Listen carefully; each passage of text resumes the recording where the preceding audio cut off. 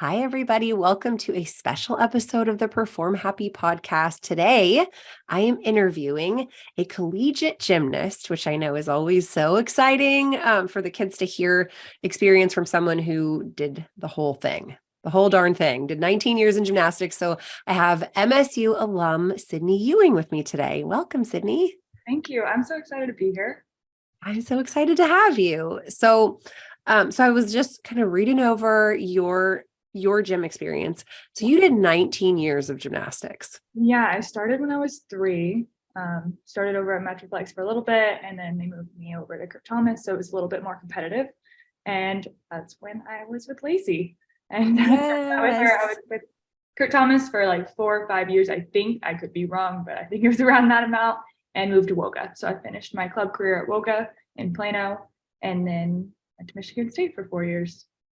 No big deal. Just did the thing. And for those of you who don't know, Coach Lacey is our wonderful, amazing community manager. So she went from coaching great gymnasts to being on the mental side now with us, which is such a blessing.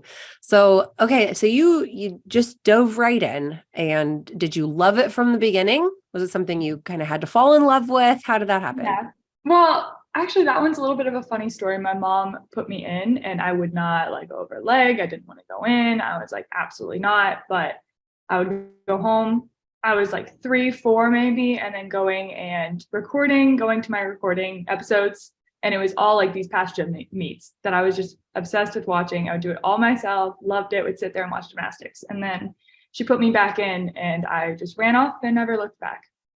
Okay. So there's hope. I have a Klingon. I'm like, you're so clingy, but you're so good at this thing. Okay. So there's hope for the clingy kids out there. Yes. That we can still... No, it was just like a timing thing. I don't know what it was, but one time it just clicked, and I just knew that I was supposed to be there. Yes. And then from that point, you're probably like never right side up for the rest of your life. Right. Seriously. Yeah. Yeah. Like, can you stop doing flips on my bed? That's my parents threw me in again. I was very energetic, Yeah. super energetic kid, running around in circles. I had a beam in my living room, my family's house, and our living room, like right in front of the TV. They had a beam. I was like obsessed with gymnastics, would set all my alarms myself, make breakfast, get up super early, was just super excited. And I did. When I went to Woga, I changed into a private school for athletes. So it's literally, I did 7 hours of gym a day. Wow. And in between. So I had a lot of time in the gym, and I loved it. Yeah. Well, and that's the question, right? Is like, okay, if you're pouring your heart and soul into this, Yeah. was there ever a moment where you didn't love it?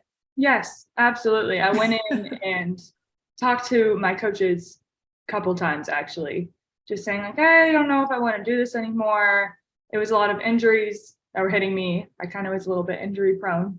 So I was like, this is defeating, super hard. And I went in and talked to them. And honestly, they kind of talked me out of it. They were like, we know that you can make it. Promise. You just keep working, and came back every time.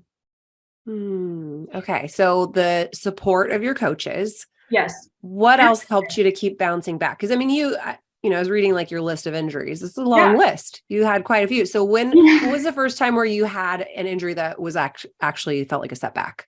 Okay. So one that I think was kind of a changing point in my career was I was training elite, training super hard. My body was starting to hurt, and I did a dismount, broke my foot, like shattered my foot. I had to get full reconstruction and all the things. And not long after, fractured my back. So it was just like one after another. And that was super, super challenging. And that kind of turned from the elite standpoint into knowing that I was going to be a level 10 gymnast. I transitioned back into public school my sophomore year of high school, and college was my goal. Okay. Now, I just can't help but notice like there's emotion there, right? Yeah, absolutely. It was hard. I had emotions up and down all the time. Like, it was a roller coaster, but one that was very well worth it. Okay. So, yeah. I mean, and everything came together. Yes. But during that pivot, like where you're like, okay, I have a broken foot and a broken back, and I'm just going to throw it out. Like, I'm going to go on a limb and say, like, did you want to be an Olympian? Was that the thing? Of course. Oh my gosh. When I was little growing up, that was by far my goal. Elite, worlds, Olympics, all the things. And kind of had to take a step back and realign my goals, which wasn't it. There was emotion in it, but it was also like the biggest blessing. I would not have changed my story for anything.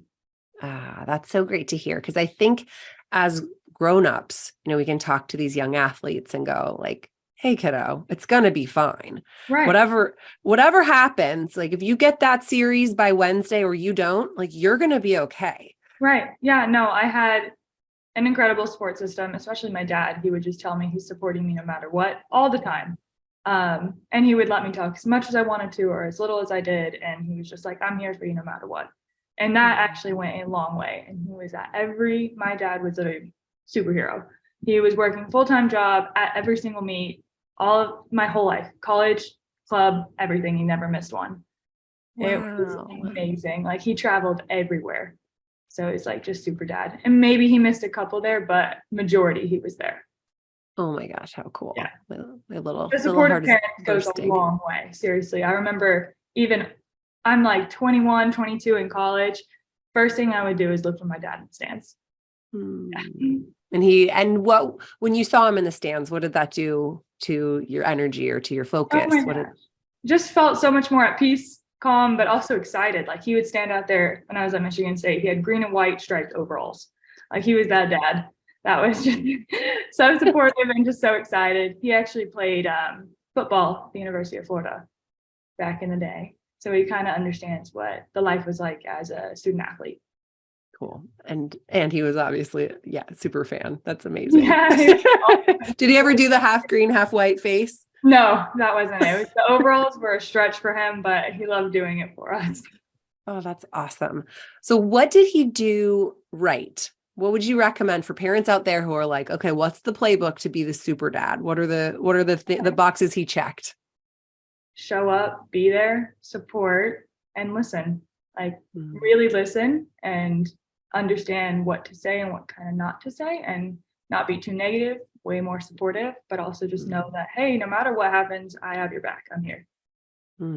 So I didn't hear you say that he gave you many lectures and much advice. No, never actually. I mean, there would be like a little bit of advice, but it wasn't anything that was like super big or things that I could even look back and be like, oh, that advice was a little bit harsh, but it was pretty good the whole time. Obviously, he would tell me, be respectful, be on time, the things that you can do for free, Yeah.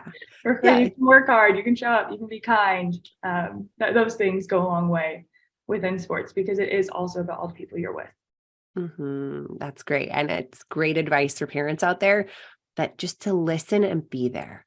Yeah, seriously. I mean, it doesn't seem like a lot, but that's it. That's what we need from our parents is just be there, support and listen. And it's so nice after like a really bad day in the gym where it feels like the world's against you and you're not going to get anywhere, just to know that you're going home to a family that loves you and supports you no matter what happens, where you go. Yeah. That's amazing. I love that. And I'm sure mom did great too. Yes, no, absolutely. She was the person that kind of started me out in it and has been there. Even the words, like when she would reach out and say that she was proud of me or call me, she'd start crying, say that I'm just so proud of you. Those mean a lot to me. Yeah. Just like a little bit of validation. I know that's a weird thing to say, but when you're not getting much validation in the gym, it's really nice to hear from your parents. So just compliment fest at home. Yeah, it was really nice. That's great. Yeah, because it's true. Because when you're training at an elite level, you're not always getting, so many high fives and hugs every 5 seconds. It can be challenging. Yeah, it was tough. A lot of the days where I went was somewhere that you would go if you honestly wanted to win. You knew it was going to be hard. So some days were tougher than others. But you had that family at home as that soft place to land. A support system goes a long way. Yeah, definitely. Okay. And so I know so you've had these injuries. You was like, all right, my path is I'm not going to the Olympics, but I'm going to college. But then you get injured again, right? And again. And college was also another challenge. I mean, that was my goal. I knew it all along. That was just where my head was at. It was kind of like there wasn't another option. I know that sounds badly because it would have been completely fine if I didn't go to college as well. But that was for me what I wanted really badly, and I wasn't going to stop, and I knew I could get there. So that was something that I was really into the recruiting, I think my sophomore year of high school. And I visited 7 schools total, like throughout until I decided on Michigan State because they were just absolutely incredible. And it made me feel like so much at home. It was incredible, but it was hard along the way. There is times where you're going to get told no, or you're not going to feel that validation I was talking about, where it was like, oh, we don't know, or there's not any spots open, and you just kind of feel defeated because you're not sure if your goals and your plans are kind of going to work out the way that they're supposed to. And honestly, Michigan State wasn't on my radar for a long time, and they kind of came out of nowhere, and that was probably the biggest blessing. And what was it about Michigan State that really clinched it for you? When I went there, it completely felt like home. The coaches were so sweet and explained everything, and you just felt wanted. Like I just knew that they wanted me there, and that was something that went miles. It was like what I was talking about earlier. It's just the words that they say, the actions that they did. I just knew that it was going to be a place where I felt at home. Very far away from home, by the way. Yeah. Well, I'm yeah, from Dallas. Yeah, so then I went all the way over there, but it felt like home, and I met the most incredible people there as well. Awesome. Okay. And so you've got the support. It sounds like that's something that just kept you going. You've got the support of your parents, you've got the support of your coaches and friends, teammates. That was like probably the best because you're spending so much of your life with them. Majority. Some of the times I'm spending more time with my coaches and my team than I was with my family, the way that I was training. So it was just making sure that all of us had good relationships and we were family. Yeah. And as you're going through, so you had that through line. Like when I talked to Olympians, like I talked to Jonathan Horton, he's like, I had this clear vision of what I wanted, and I just wasn't going to stop, no matter how miserable I felt, no matter how hard it was that day. He had this crystal clear image. It sounds like you had that too, that you're like, I don't care if anyone thinks this is dumb. It's what I'm doing, and full speed ahead. Here we go. I'm going to stop until I get there. It was seriously what it was. I was like, I'm going to call as many schools. I'm going to go do whatever I can. I'm going to make it. I'm going to get there. And do you think if you had, like a softer vision, or, that it might have panned out differently for you? Maybe, because my love for gymnastics though was always the same. I love gymnastics no matter what happened outside. So I would have just loved to do gymnastics as long as I could have. Okay. So underlying it was the love. Yeah, I still love gymnastics. I've been retired now for a little over a year, and I still love it. So, okay. Now what's that been like this year? You go 19 years of your life doing something, and then you don't do it anymore. You're sort of like, okay, that's my last day. Yeah, it was definitely different. I remember it was a little bit of an adjustment. Actually, that's completely, it was a big adjustment because it's going from, I'm way far from home, but it was home. I'm with these people that were my family now. My class and I were super close, and that was hard to leave. I also had a great group of friends there. And then when I came back, it was just like, okay, real life starting. What am I going to do for work? What am I going to do to work out? Like, you don't have people telling you what to do, what lifts to do, what to eat, where to go. I'm not in classes anymore. It was just like a whole new life. And one that was more up to me.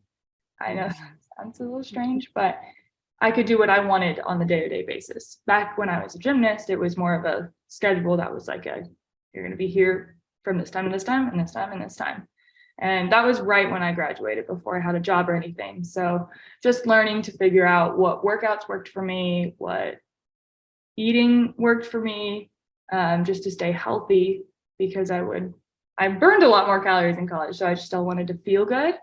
And then what workouts, like I said, and kind of what to do with my time, because I had, from gymnastics, what I missed the most was like the challenge, pushing, like how much it pushed me as a person to grow.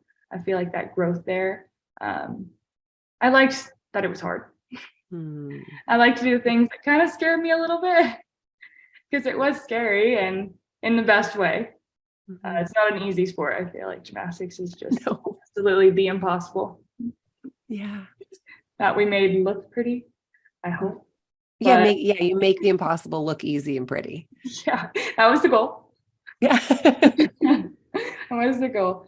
But I think that first initial transition was a little bit tougher. When I started working, it got a little bit easier. But I was working in a job. It was an incredible first job, loved the people, loved all of it, but it didn't push me enough. I didn't feel challenged. I didn't feel like I had enough growth. And so I was looking for other jobs, and I'm just super thankful for where I landed now. Now I'm doing something completely different. I work in the spine industry for a company out here. So I actually have a 6-hour surgery that I'll be in tomorrow morning. Oh my gosh, that's so Yeah. cool. And the doctor you work for was your back doctor, right? From when you were Yes. injured? Yes. So my boss, who is the orthopedic surgeon, and he also makes medical devices for the company that I work for. When I fractured my back, I had a pars fracture. Took me out for a while. He was incredible, and we stayed in touch. And yeah, now I love working for him. He pushes I me, love challenges that. me, he knows who I am. Yeah.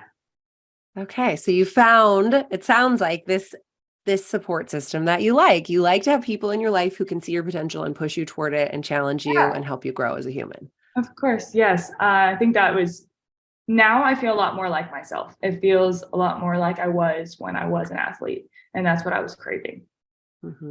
Yeah, that challenge. That is so cool to be able to just know that about yourself, that I like a challenge. I actually require a challenge because Yeah. I am growing and evolving as a human, and stagnation is it's not what I'm into. No, it honestly was. And I felt a little bit lost when my job was getting a little bit slow, my prior one, previous one. So it was just like, this is completely different. I feel a lot more like myself. I am tired and I'm learning a lot, but definitely feel a lot more like myself. That's awesome. So, okay, I would love to the pars fracture. I would love to talk Yeah. about that because that for some athletes can feel pretty devastating. Yeah. I mean, it was big. And so what was that like? You go from training all the time, training super hard on this Yeah, mission to you can't train. right. I was literally sat. What did you do during that time and how did you cope? What are, for Right. the girl who's sitting at home right now with one of those who's like, but I'm Yeah. supposed to be training level 8 or, whatever it is. What do you say to them? What do you suggest? What worked for you? Yeah. I mean, I would say that it's going to get better. Mhm. It's going to heal. Everything, all your injuries, it will subside eventually. It will feel better. But just to have grace with yourself in that moment, because it's really, really hard to come from training all the time with all these goals, and all of a sudden it just feels like it's halted. It's just put to a stop. And you're sitting there with your back brace, trying to figure out what you can do to work out, what you can do to stay motivated. I remember my coaches would tell me a lot of the time to do mental routines over and over. I would sit there, and those are a lot harder than you think. Those are tough, where I would literally do mental routines and fall. And I'm like, why am I falling? This is in my head. But I had to do those all the time because doing it in your head is what's going to help you a lot to do it in your life.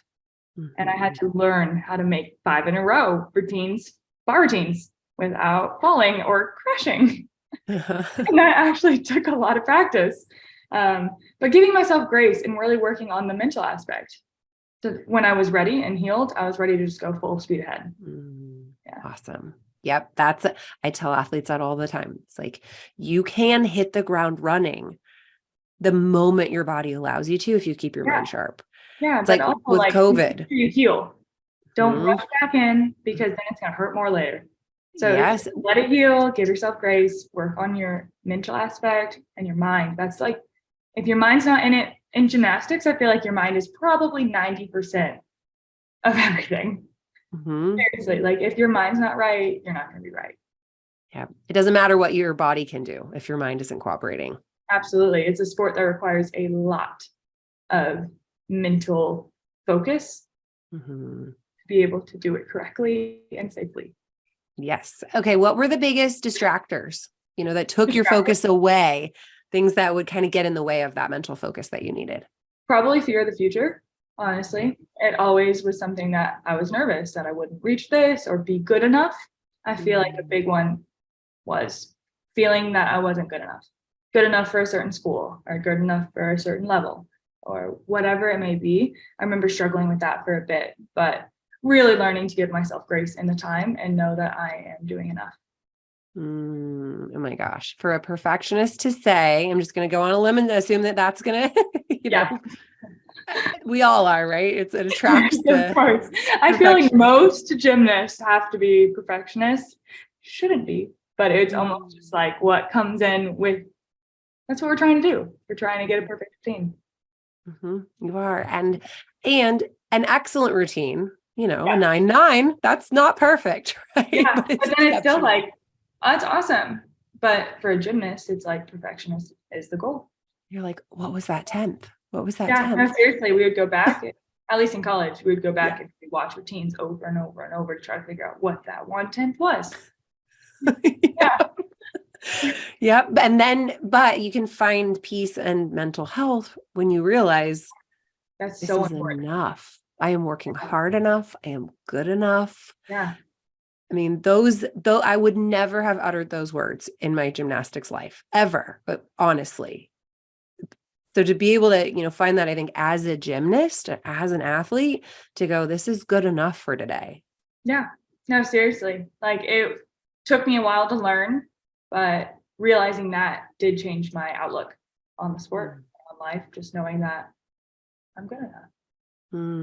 Okay, everybody, write that one down. That's like the answer to your shoulders coming out of your ears and letting your muscle memory take over. It's like, seriously, no, it makes a big difference. It allows you to trust yourself too. Absolutely, yeah. And when you're flying through the air from bar to bar, you sort of need to be trusting yourself. Right, you do. You do need to believe in your body, seriously, your mind and your body, because the things that we do are just not natural. No, Wow. I know. I talk to kids. I'm like, wait a minute. You mean to tell me you're feeling afraid of going backwards on a 4-inch thing 4 feet off the ground? It's reasonable. Normal. It's totally reasonable that would be scary. Honestly, I was terrified of being terrified. Were you? Yeah. A lot of it, I would do it. I would get myself to do it. It took a lot of mental cues, just a lot of words, a lot of affirmations. Beam scared me, and I wasn't that great at it. Yeah. Yep. Okay. So you sort of talked your way through it. Did you choreograph your beam routine mentally? Did you know exactly what you were going to say with each moment throughout? Yep. Over and over. I remember always, I would even move my lips and say, "You got this," because I knew that if I believed that I got it, I probably did. It was, what you tell yourself, you believe. Yeah. It worked for Lori Hernandez. Yeah. Remember her getting up there, putting her hands over the beam. I got this. And then started. Yeah.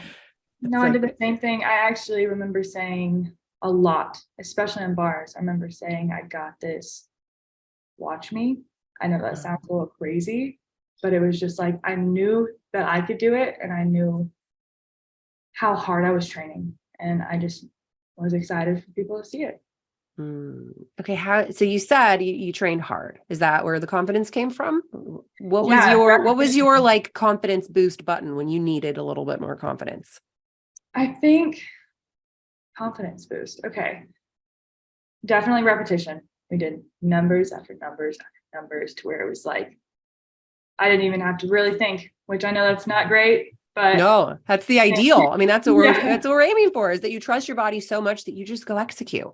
Yeah, no, seriously. It was just so many numbers at the beginning. And then during season, we got less and less to where it'd be more like pressure sets, to where it's like, if you make 2 in a row, you're done.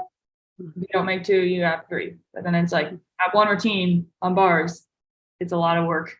So it's like, you really wanted to make 2 in a row. But I think a lot of those pressure sets helps me, because I was like, I would also write down what I did. So it'd be like, today I made 3 out of 4. Today I stuck 5 out of 5 dismounts. Today I did this. And I could look back and kind of see my progress. And it did look very different from the beginning of the year until it was about time to compete. And it was like, all right, I'm ready. I've done everything I can, and I know I can do this. Okay. So just reflecting on what you've done. Now I'm guessing you didn't keep a journal of every fail. I actually kept a journal of everything. Really? In college, they got us notebooks, and we would write down how many times we tried something, how many times we failed, like 4 to 5, basically. Fell on this went wrong, I'm gonna do this better. And we wrote like vision boards. We had all these team retreats where we'd kind of write down things that we wanted and that we knew that we could accomplish, and our goals and how we could get there. Right. And what felt like the most useful of all of the sort of mental training activities that you've done? Which one was the most beneficial to your confidence? I think knowing how much I did and that I was ready. So if that was writing it down, seeing right in front of me, oh my gosh, it didn't feel like I did that much, but I've actually done 500 bar routines. I'm fine. I can make one, or whatever it may be.